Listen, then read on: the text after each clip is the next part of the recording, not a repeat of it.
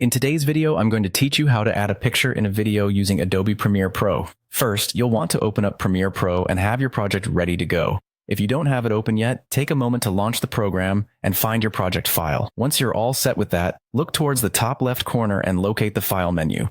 You'll want to click on File, and a drop-down menu will appear. From there, select Import. This will open up a new window on your screen, which is where you'll be choosing the media you wish to work with. Now, in this window, navigate to the files you want to use. You're looking to select both the video file you intend to edit and the picture you want to insert into this video. Holding down the Control or Command key will allow you to select multiple files at once. Once you have both files selected, go ahead and click Open. This will bring your chosen media into the project panel of Adobe Premiere Pro. With your media now imported, it's time to get it onto the timeline. Look at your project panel and you'll see your video file and picture.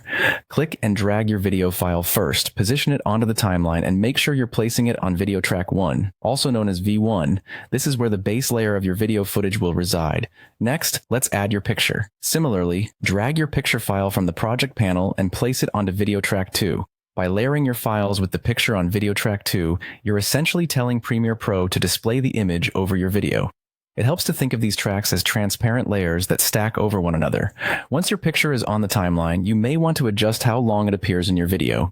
Simply click and drag the end of the picture file within the timeline to change the duration to your liking. This flexibility allows you to tailor exactly how long the image stays on screen. The next step would be resizing and repositioning your picture, which provides a custom fit.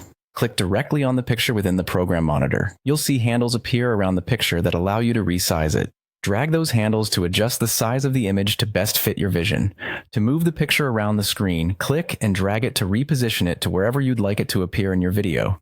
After all these adjustments, it's essential to preview your video to ensure everything looks just how you want it to. Press the spacebar or use the play button in the program monitor window to watch the sequence.